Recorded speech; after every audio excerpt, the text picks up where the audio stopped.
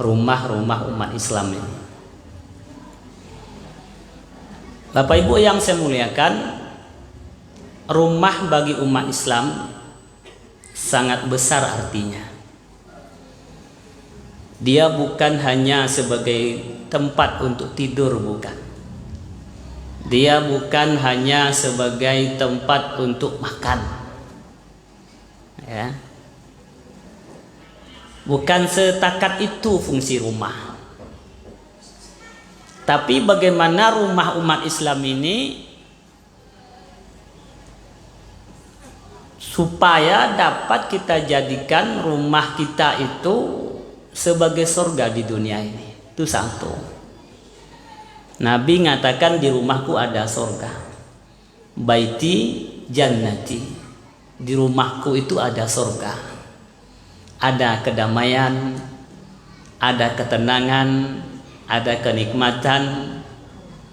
Sebesar apapun masalah di luar rumah, ketika kita berada di rumah, kita ada kedamaian, ada kenikmatan. Jangan kadang-kadang kita malas pulang ke rumah atau tidak betah di rumah.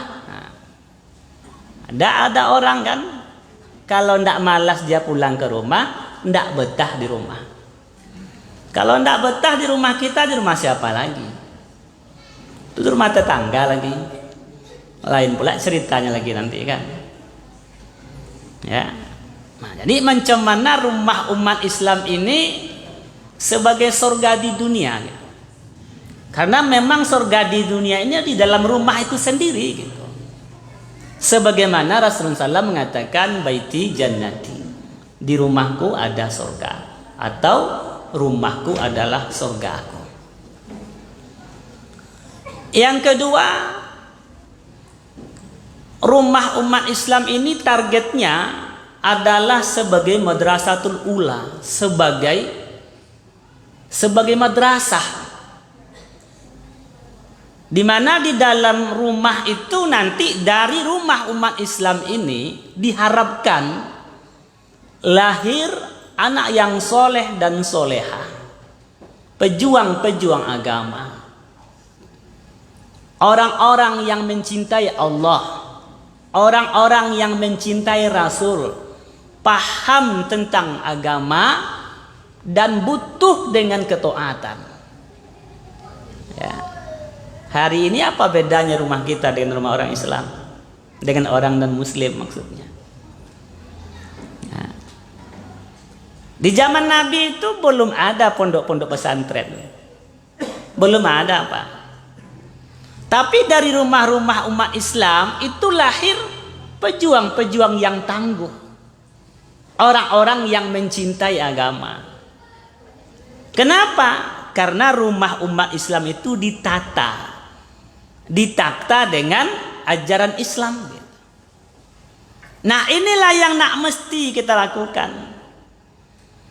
Maka rumah umat Islam itu akan sampai menjadi surga dia di rumah dia sendiri dan mampu melahirkan generasi-generasi pecinta-pecinta agama, pejuang-pejuang agama yang penuh dengan sopan santun anak yang lahir. Ya. Bagaimana caranya? Kita harus bedakan fungsi rumah kita dengan fungsi rumah orang non-muslim. Orang non-muslim itu rumah dia kadang sebagai hotel saja, tempat tidur, sebagai tempat makan restoran saja, setelah makan hilang, ya, atau untuk nonton TV saja, berjumpanya di saat itu. Nah, kita sebagai umat Islam tidak seperti itu, ditata rumah itu. Dengan apa ditata? Dengan amalan gitu. Maka Nabi mengatakan wala taj'alum buyutakum maqabir. Jangan kalian jadikan rumah kalian itu seperti kuburan tanpa amal. Ya, tanpa amal. Karena tidak ada amal dalam rumah, maka rumah gersang. Kubur menakutkan. Ya, menakutkan di kubur, Pak. Gersang dia. Kenapa? Tidak ada amal. Macam mana akan seseorang tenang dalam rumahnya? Di rumah tidak ada amalan gitu. Kenapa kita di masjid ditenang? Gelisah enggak kita di masjid?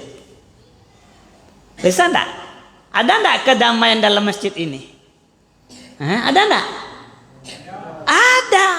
Kenapa kita damai dalam masjid ini? Karena penuh dengan suasana. Suasana apa? Suasana ketaatan. Ya. Kapan manusia itu gelisah? Manusia itu gelisah ketika dia berpikir tentang dunia. Gelisah dia. Ya. Ya enggak? Di rumah kita antara suami istri, keningnya nih kerutnya 12. Kenapa kening kerut 12? Karena memikirkan hari-hari, memikir uang masuk, uang keluar aja gitu. Ya. Proyek-proyek saja yang dipikirkan di rumah itu. Nah, tapi coba kalau kita berbicara tentang agama, berbicara tentang akhirat, berbicara tentang amal, berbicara tentang Allah, pasti kita tenang.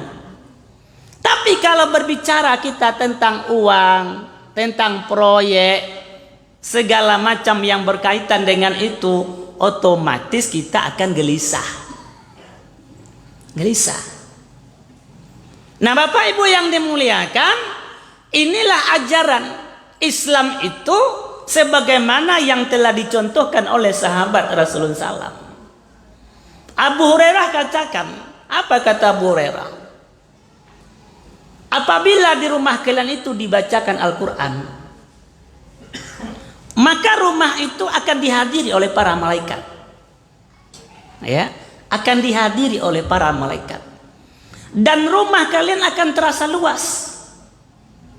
Rumah akan terasa luas.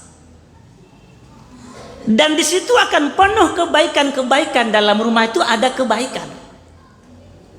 Dan setan-setan akan keluar dari rumah itu. Ya, Abu Hurairah mengatakan, siapa Abu Hurairah? Orang yang terbanyak yang meriwayatkan hadis. Orang yang paling sering bersama Rasulullah SAW mengatakan, di mana di rumah itu dibacakan Al-Quran, maka yang 4 poin ini dimiliki oleh ahli rumah. Ya, di situ akan hadir malaikat-malaikat. Di rumah itu akan terasa luas. Di rumah itu akan banyak kebaikan-kebaikan. Dan dari rumah itu akan keluar setan-setan. Tapi sebaliknya, kalau rumah itu tidak ada amal, yang banyak apa? Rumah terasa sempit, Pak. Walaupun rumahnya besar, rumah itu besar, tapi terasa sempit gitu. Tidak ada kenikmatan dalam rumah. Ya. Sebentar bertengkar. Laki bini batangka, laki bini batangka. Biasalah Pak Ustadz, laki bini batangka tuh. Biasa enggak kira-kira? Biasa enggak suami istri bertengkar? Enggak biasa. Masa biasa bertengkar? Ya. Biasalah Pak Ustadz, lama-lama makan tuh mah batangka tuh. Di malu kalau lama makan kalau bertengkar tuh. Enak enggak kita makan kalau udah bertengkar suami istri? Enak enggak, Pak? Hah? Bantu muka bini, bantu atapai dah, Pak, bentuk godok. Lagu-guliang katanya. Di malu kalau lama. Menengok istri, nengok suami itu enggak senang hatinya. Macam mana makan enak? Tapi ini pameo yang dibenarkan, yang salah yang dibenarkan. Ya. Kenapa terjadi suasana ketidaknyaman dalam rumah seperti itu? Karena yang dibicarakan hanya masalah dunia semata saja. Masalah dunia semata saja. Ya. Para sahabat anhum, mereka menjadikan rumah itu sebagai madrasah-madrasah. Dia transfer amalan masjid ini ke rumah gitu. Amalan masjid ini ditransfer ke rumah. Sebagaimana kita di masjid ini ada amalan, ada suasana, ada berkasih sayang, ada kita sholat berjamaah, kita baca Al-Quran, kita sujud di sini, kita dekat kepada Allah, maka kita nyaman. Ya, coba kalau kita bicara lelang di sini, lelang proyek di masjid, kira-kira nyaman tidak masjid nih? Lelang tanah belakang boleh tuh, itu proyek akhirat. Ya, lelang berapa tuh Bang? 1,6 lagi, itu proyek akhirat. Silakan fastabiqul khairat. Tapi kalau lelang bisnis, bertengkar di masjid. Ya. Para sahabat Nabi sallallahu alaihi wasallam, mereka ketika ada di masjid bersama Rasulullah sallallahu alaihi wasallam, dia dengarkan tausiah-tausiah Nabi. Dia dengarkan kajian-kajian disampaikan Nabi. Kemudian hal-hal semacam ini dihidupkan kembali di rumah mereka masing-masing gitu. Di rumah masing-masing amalan masjid ini transfer ke rumah. Maka rumah para sahabat itu adem. Rumah mereka nyaman-nyaman. Padahal rumah mereka kecil-kecil gitu. Beda dengan kita hari ini, rumah kita besar-besar. Ya, rumah kita besar-besar, Pak. 90% rumah umat Islam besar dari rumah Rasulullah SAW. Tahu enggak? Tapi kenapa kita tidak mampu menggaransi rumah di rumah kita ada surga? Ya. Maka Nabi katakan masalul ladzi baiti.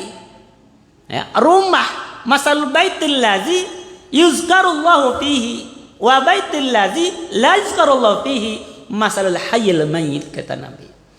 Perumpamaan rumah yang mana di rumah itu disebut nama Allah, dan perumpamaan rumah dengan rumah yang tidak disebut nama Allah seperti orang yang hidup dan orang yang mati.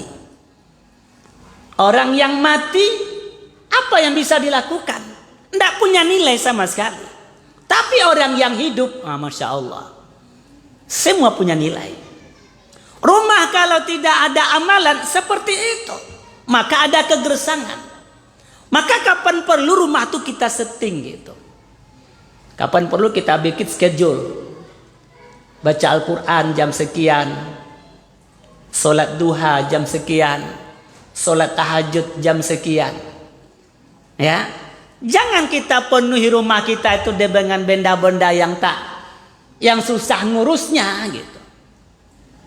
Ya. Maaf, bukan kita anti dengan segala macam seperti kebendaan-kebendaan. Tapi kalau rumah itu penuh dengan benda-benda yang ada di pasar, sibuk gitu aja lah kerja kita, Pak. Ya. Dari ujung-ujung keramik semua. Itu pun ya, sebentar dilap, sebentar dibenda, sebentar dilap. Maaf, kadang-kadang keramik tulisannya senara pula, ada Allah pula di bawah pula, terduduki pula kadang-kadang. Ada kursi lagi. Kursi itu kepalanya kepala elang pula. Ada kan? Kadang kepala ular pula. Padahal di rumah yang ada patung, kata Nabi, tak masuk malaikat rahmat. Malaikat maut masuk juga. Maka ayo bedakan perhiasan rumah kita dengan perhiasan rumah orang Islam. Itu beda dengan perhiasan yang bukan muslim. Ya, silakan kita taruh di dinding kita ayat kursi segala macam, silakan. Tapi bukan hanya sebatas di dinding gitu. Bukan hanya sebatas di dinding. Ini yang kita taruh foto siapa Tuhan, kadenasi kah segala macam. Foto siapa namanya itu? Foto Tengku Saleh yang ditaruh. Apa artinya foto? Amalan Tengku Soleh itu tiru, bikin di rumah. Itu yang mantap. Dia seorang wali, tapi foto ndak ada arti apa-apa. Ya, ndak ada arti apa-apa. Malahan takut kita nanti jatuh ke musyrik. Tapi cari amalannya, apa amalannya sehingga dia dekat dengan Allah. Ini yang mesti kita cari. Ya. Maka Bapak Ibu yang dimuliakan Allah Azza wa Jalla, ayo bedakan rumah kita. Rumah saya ini surga, dari rumah saya ini targetnya lahir orang-orang yang soleh, orang-orang yang solehah, hafiz dan hafizah. Bacalah literatur bagaimana Imam Syafi'i itu lahir daripada keluarga yang soleh, ibu yang soleh. Bagaimana Imam Abu Hanifah itu juga lahir dari bapak yang soleh, daripada ibu yang soleh. Maka kita sebagai kepala keluarga, bapak dan ibu, tatalah dalam ketaatan. Bikinlah janji kita di rumah itu. Janji jam berapa? Nanti jam 3 bangun sholat tahajud. Ya, jangan janji kita nak ke pasar, besok ke pasar ya bang, wali pabukuan pagi-pagi. Ya, janjinya kita di tahajud, dibaca Al-Quran.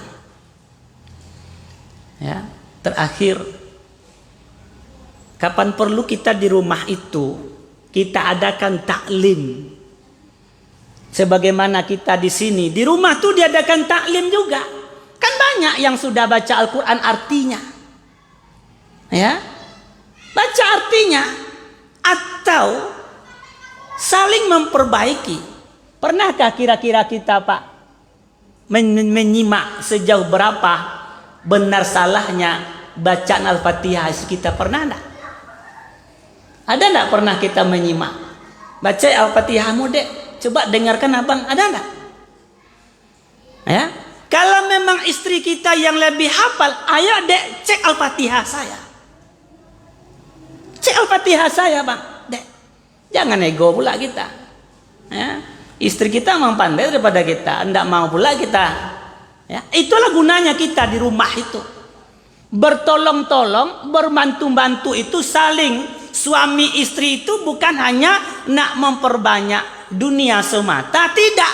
Tapi bagaimana suami istri yang ada di rumah itu dia berjibaku